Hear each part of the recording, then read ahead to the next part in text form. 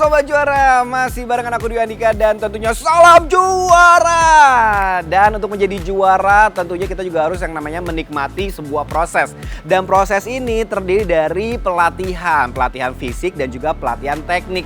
Kalau sebelumnya kita juga sudah melihat apa yang dilakukan oleh atlet binaan dari PB Jarum ini latihan teknik. Sekarang waktunya untuk latihan fisik yang akan dilakukan di Super Soccer Arena di Kudus. Seperti apa sih yang dilakukan oleh para putra-putri dari U13 dan juga U15? Check it out! So catch me if I fall.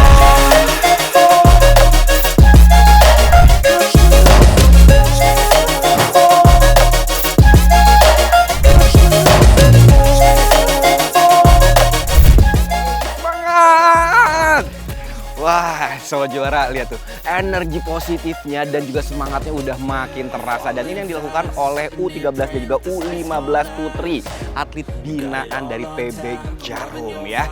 Untuk semakin bersemangat lagi, kalau gitu aku juga ikutan ya.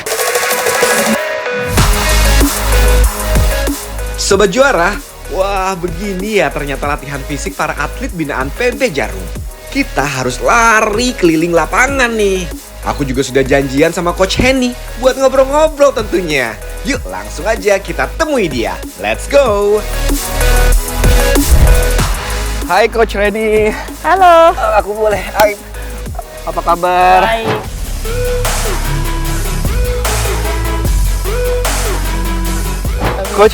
Coach gak ganggu bentar nggak apa-apa ya Coach ya? Boleh. Aku juga sekalian pengen ngobrol-ngobrol juga nih Coach. Boleh. Hari ini berarti adalah hari untuk mengajar putra-putri dari U13 dan juga U15 ya Coach ya? Betul. Oke, dan ini memang pelatihan fisik ini dilakukan setiap hari Coach? Setiap hari iya, cuman ada jeda istirahat. Jadi dari kalau kita seminggu ada 7 hari itu, dari Senin, terus ada hari Rabu, itu buat jeda istirahat. Tapi jadi hanya sehari latihan fisik doang. Jadi kalau boleh share buat latihan di PB Jarum, untuk latihan fisiknya itu untuk U13 dan U15 putra dan putri sama sebenarnya. Jadi jadwalnya itu dari Senin kita weight training, Selasa kemudian gym. Ada gym itu kita kalau orang bilang gym, kalau di kita bilang weight training.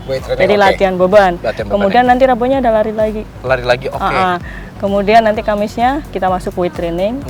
Nanti di hari Jumat itu bisa lari, bisa kelincahan, atau nanti Sabtunya baru pakai lari lagi. Jadi seminggu itu 2 kali buat weight training, kemudian 2 kali buat session lari. Jadi nanti setiap hari diisi buat fisik tapi sesuai dengan porsinya masing-masing. Oke, Coach ini juga kan kemarin juga kan sempat tadi sebelumnya kan sempat ketemu juga nih sama para atlet binaan gitu ya. Ketika akhirnya aku tanya, latihan yang paling berat tuh buat kalian tuh apa? Katanya tuh lari gitu. Pasti. Nah, ini gimana Coach pasti. mendengar suara para atlet binaan katanya kalau lari itu emang melelahkan sekali gitu. Iya, tapi itu memang kebutuhan basic mereka ya. Jadi kayak hampir semuanya kalau ditanya apa sih yang kalau latihan fisik yang paling berat, lari pasti. Ketika udah di depan kita udah mulai jadwal lari gitu kan. Kita baru siapin doa, habis doa program larinya apa, udah dikasih tahu mereka langsung gitu. Kenapa sih? Padahal saya cuma ngasih motivasi, ini kebutuhan kalian di lapangan nanti. Mau pertandingan, mau teknik sebagus apapun tanpa modal fisik yang bagus juga nggak akan bisa. Karena tingkat kelelahan itu kan juga menentukan bisa keluarnya permainan mereka saat pertandingan gitu. Jadi kayak kebutuhan oksigen buat naik ke otak itu kan butuh konsentrasi ya. Nah, kalau dengan kondisi fisik mereka yang turun, konsentrasinya pasti akan turun. Oh, jadi saling berhubungan. Iya, sering berhubungan. Mungkin Dika pernah lihat di mana, di pertandingan-pertandingan ya.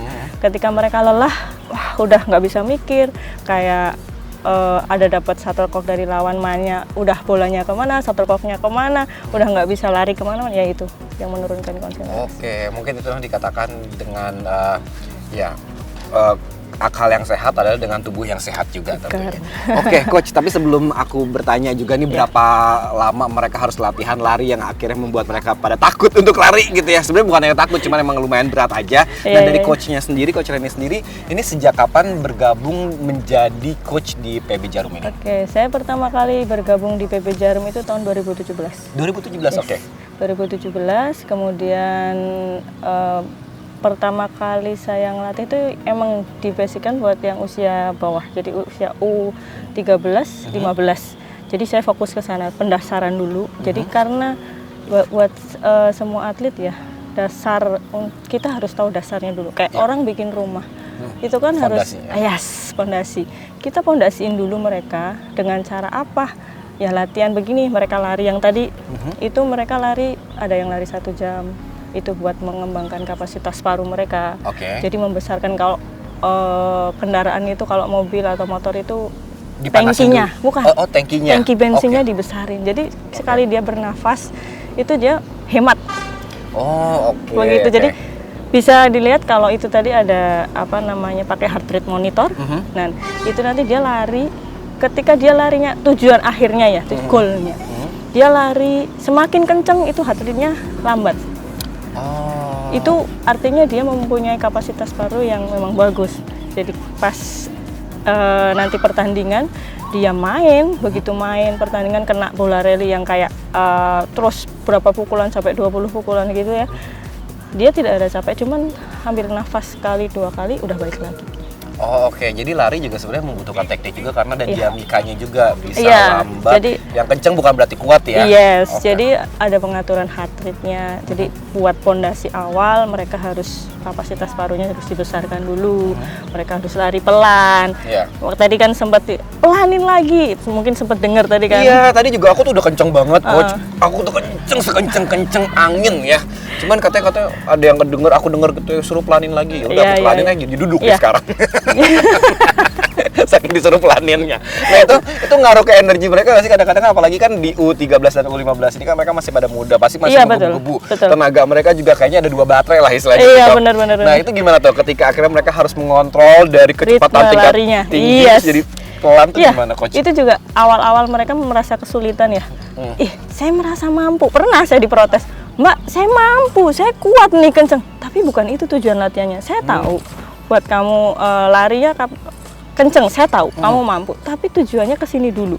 Sekarang balik lagi saya koreksi ke dia. Coba kamu pas waktu di latihan teknik atau nggak pas waktu game gitu kan, pertandingan atau apa, kena bola rally gitu kan, yang harus 20 yang banyak pukulan. Habis itu dia baliknya lama gitu kan. Baliknya lama. Sampai ngapain gitu, sampai harusnya wasit udah ini kan udah ngomong ayo udah masuk lagi, udah harus servis lagi, tapi dia masih ambil nafas muter-muter ke sana sini. Itu kan artinya pemulihannya lama. Oh, Jadi tujuan latihan yang tadi anak-anak harus paham dulu pertama. Tujuannya buat pemulihannya cepat. Jadi recovery-nya ya, pemulihan baliknya cepat. Kemudian dia juga tahan di lapangan. Mau main berapa set, 2 set, 3 set, it's okay gitu kan. Oke. Ya, awal kali memang merasa kesulitan. Terus atur ritme larinya, atur. Pelanin lagi pelan. Ya udah pelan. Sampai ada yang sampai jalan.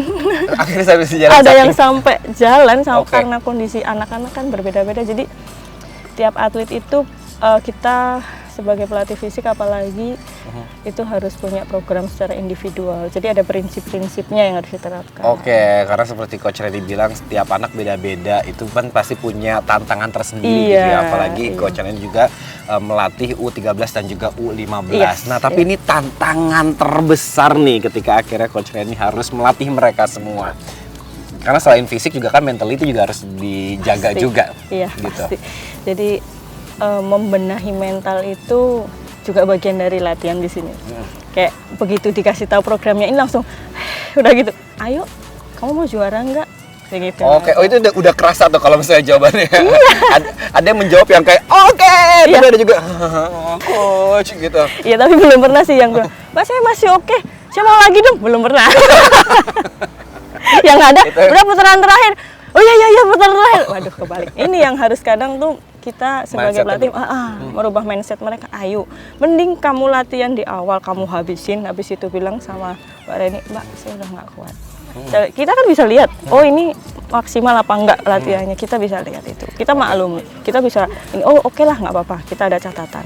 Oh hari ini targetnya tercapai, hari ini belum, next tambah lagi. Jadi karena usianya di 13 tahun, 13 awal kali pondasi dulu.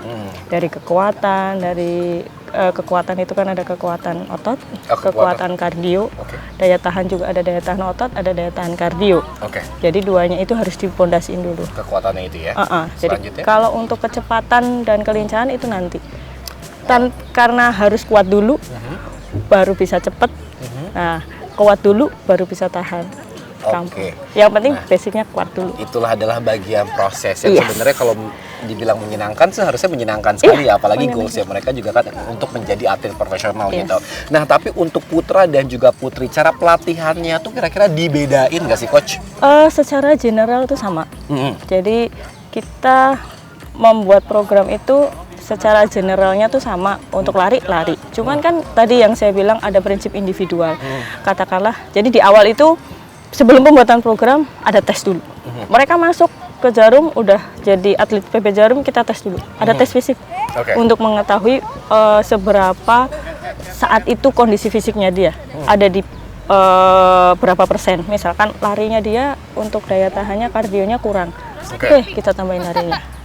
Jadi porsinya. Kemudian untuk kecepatannya bagaimana, untuk kekuatan otot tungkainya bagaimana, semuanya ada catatannya. Jadi habis lari, untuk ukuran lari ini juga ada ukurannya. Jadi kayak misalkan Kak Dika udah tes nih, tes untuk mengukur lari ini.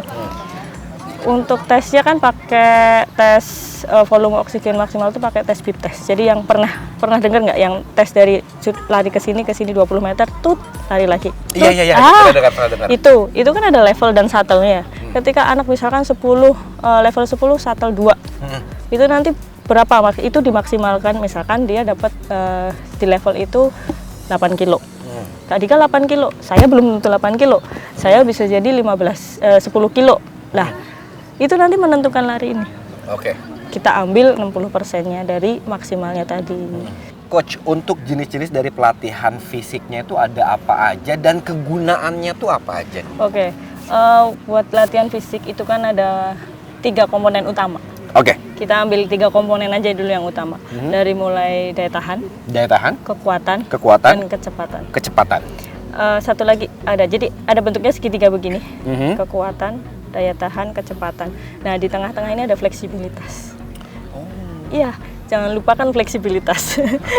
Karena fleksibilitas itu dari dia selesai latihan, kemudian stretching itu masuk fleksibilitas.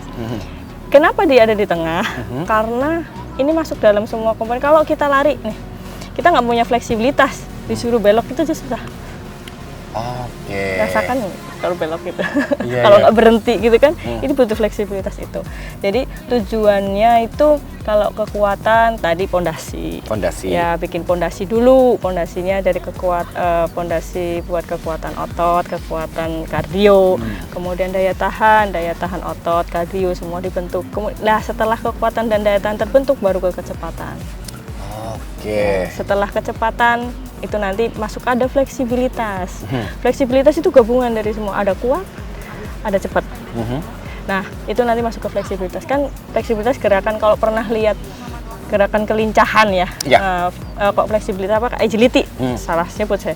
Agility. Jadi agility kelincahan itu gerakan yang kayak di ini kan ada kon-kon tuh.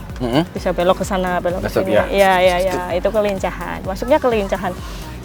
Jadi semuanya tetap jadi satu, nggak bisa dipotong satu. Ya itu tadi yang bilang badminton, bulu tangkis itu olahraga yang kompleks. Jadi butuh semuanya. Nah coach, dari atlet binaan yang pernah coach ajarin nih ya, yang udah pernah coach bina, ini siapa aja yang udah berprestasi di kancah nasional ataupun internasional? Tunggal apa ganda nih? Dua-duanya boleh. Dua-duanya boleh. Ada semua. Kalau untuk tunggal saat ini anak-anaknya sudah ada di pelatnas. Ya, untuk yang ganda baru kemarin yang ganda putra itu juara di Dutch Junior. Dutch? Yes. Wow. Baru bulan lalu. 3 minggu yang lalu lah. dia juara di Dutch Junior. Kemudian banyak. Udah banyak banget ya. Nah, aku pengen tahu dong rasanya nih ya untuk menjadi coach dan kita tahu ternyata anak yang kita bina ini berprestasi, membawa suatu pengalaman yang sangat berharga sekali. Apa nih rasa yang dirasakan oleh coach? Itu udah nggak ada harganya tuh, bangganya luar biasa. Jadi berasa kayak apa ya? Oh iya, saya ada support di sana, gitu kan. Saya memberikan, ada yang saya berikan. Jadi apa yang saya kasih ke mereka setidaknya tujuan saya itu memberikan edukasi yang pertama pastinya. Jadi dimanapun nanti mereka keluar dari misalkan pulang liburan atau apa, pasti orang-orang di luar pasti banyak yang nanya kan, latihannya di Jarum bagaimana, latihan fisiknya apa. Sebisa mungkin mereka akan jadi tangan penyambung. Jadi udah dapat edukasinya, biar di luar pun nggak salah. Nah, coach, kan pelatihan fisik itu kan tadi coach bilang ada lari, terus juga ada gym gitu. Nah, kira-kira ada program lain nggak untuk melatih fisik kita? Kita ada juga seling buat variasi ya, yang namanya latihan juga ada variasinya. Tapi di situ juga bagian dari latihan. Jadi bukan kita membuat itu karena semata-mata hanya buat atlet senang, tapi mereka juga tanpa sadar mereka juga latihan. Oke. Jadi kita ada program buat berenang. Menyenangkan. Jadi, karena kan kalau main bulu tangkis kan gini, jadi kekuatan di situ juga ya, coach. So tahu. Ya, tapi kita bukan ngajarin mereka berenang ya. Jadi kita memberikan latihan di kolam itu sebagai bentuk dari salah satu recovery. Karena stretching otot juga di situ. Iya, jadi bentuk recovery-nya bisa masuk di kolam renang karena recovery itu juga latihan. Jadi jangan dipikir, mungkin orang-orang pikir latihan ya udah di lapangan. Iya. Padahal kita makan, kita tidur, kita pijet, itu juga bentuk recovery buat pemulihan. Biar apalagi mereka latihan pagi sore itu intensitas yang sangat tinggi dengan usia mereka yang segini, yang 13 tahun 15 tahun itu sangat tinggi buat usia mereka. Jadi di kolam itu kita memberikan latihan berupa ya recovery itu tadi. Jadi gerakan-gerakan buat stretchingnya diharapkan setelah dari kolam mereka pulang, mereka makan, mereka istirahat nyenyak. Jadi tujuannya ke sana.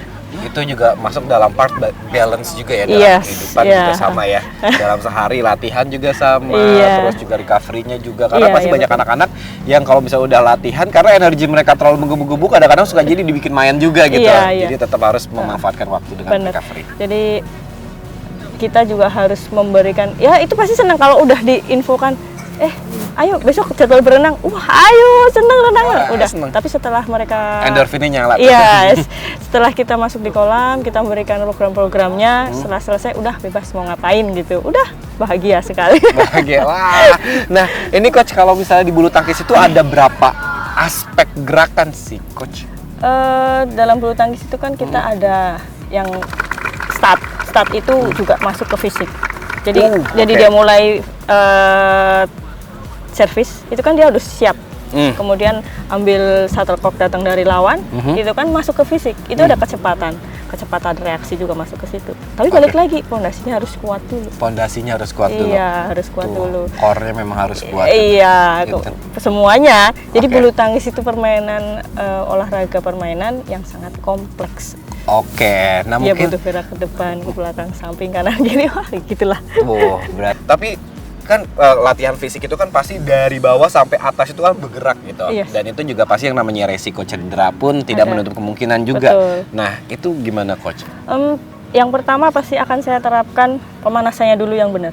Pemanasan, Ya, warming up mereka saya selalu saya terapkan, ingatkan berkali-kali warming up-nya yang benar dulu. Jadi kalau memang mereka belum siap, biasanya nggak akan mulai. Karena sudah dikasih tahu, warming up yang benar tuh seperti ini. Jadi nggak cuma kardio yang panas, nggak cuma menaikkan suhu tubuh, tapi dia juga harus menyiapkan otot-ototnya. Karena kalau sudah ready, sudah buat latihan tuh moodnya akan naik. Mungkin akan coba dirasain sendiri. Jadi begitu datang ke lapangan, aduh latihan lagi nih, aduh udah lemes-lemes gitu, ayo pemanasan dulu. Buat naikin mood bisa aja kita pas pemanasan kita kasih sedikit game. Dan juga bentuk komunikasi juga kayak coach ya. Pasti dari coach dan juga para atlet binaan juga kan komunikasinya harus lancar juga, apalagi ketika sebelum mulai latihan apakah coach bertanya istirahat kamu udah cukup atau belum? Apa gitu? Biasanya dari denyut nadi kelihatan. Oh, oke, berarti udah nggak boleh bohong ya? Iya, nggak bisa Karena bohong. itu bahaya juga kalau Iya. seandainya udah coach aku udah siap ternyata kurang tidur. Iya, kelihatan dari denyut nadi. Jadi kalau apalagi kalau lari kayak gini, benar-benar kelihatan. Semua latihan fisik kalau pagi kita awali dengan cek nadi dulu. Jadi mereka bangun tidur, mereka cek nadi dulu berapa. Kalau istirahatnya kurang, biasanya denyut nadinya tinggi. Harusnya kalau atlet terlatih itu antara 50-60. Oke. Tapi Gitu. nanti kalau istirahatnya dia kurang, berapa pagi ini? Tanya gitu kan. 70. Nah, nggak bisa tidur. Ada yang 80. 80 itu udah aktivitas. Nah, itu gimana tuh? Kita Dilanjutkan nanya, atau enggak? ya kita kasih rest sebentar, tapi tetap latihan dengan porsi berbeda. Mungkin dia kondisinya kurang sehat, jadi kita harus cek juga. Jadi benar-benar detil gitu, sedetil itu kita perhatikan. Jadi karena fisik kan juga balik lagi dengan gerakan yang salah itu juga bisa menimbulkan cedera. Oke. Kalau dia, ya kita tahu kalau si atlet dengan nadi itu ngecek nadi udah oke kita latihan. Tapi kalau enggak dengan kondisi sakit kadang daripada nanti saya cancel pertandingan nggak apa-apa lah, ikut latihan gitu kan. Tapi padahal dia sakit. Itu terlalu memaksakan. Jadi memaksakan juga nggak boleh ya, harus mendengarkan apa badan kita, yaitu tentang kondisi badan kita. Nah, coach kalau misalnya bertemu dengan para atlet binaan yang tiba-tiba di tengah jalan tuh mereka menyerah untuk tidak melakukan yang namanya latihan fisik gitu, kayak coach, aku sudah cukup coach, aku sudah tidak kuat. Nah itu gimana coach? Ada yang seperti itu, cuman ada anak-anak yang malas-malesan, ada yang ini paling cuman ya udah nggak apa-apa. Ya. Proses kamu latihan itu cerminan nanti hasil pertandingan. Tuh dengerin, proses kamu latihan Cerminan dari hasil pertandingan. itu adalah cerminan dari hasil pertandingan. Ya, ya karena latihan itu kan membiasakan. Oke. Latihan itu sebuah bentuk kegiatan yang dia lakukan berulang-ulang, dan itu membiasakan nanti kalau latihan dia terbiasa dengan sungguh-sungguh, mengeluarkan semua kemampuannya. Saat pertandingan ya sama. Tapi kalau latihannya biasa-biasa aja, mau pertandingan, mau digolin, mau juara, dia mau maksain, ya nggak bisa karena kebiasaannya dia sudah biasa aja. Oh. Ya hasilnya ya begitu. Oke. Jadi segala sesuatu itu tidak ada yang gratis ya, pasti kita juga harus membayar sesuatu dengan semangat kita, dengan kerja keras kita. Betul. Ya coach, ini mendengarkan kata-kata dari coach itu aku makin bersemangat lagi ya. Aku harus bisa menjadi seperti mereka-mereka semua yang udah coach latih. Oke, kalau gitu aku juga penasaran banget nih, pengen bertemu sama atlet binaan. Seperti apa sih semangat mereka? Ya, Boleh coach? boleh. Oke, aku bersemangat.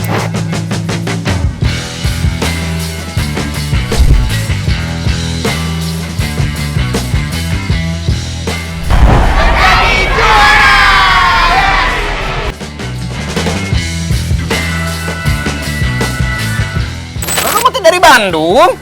Ih, si Eneng nih hebat pisan. Nah, Sobat Juara, setelah ngobrol-ngobrol sama Coach Henny, aku bakalan ketemu sama para atlet binaan U13 dan U15 PB Jarum.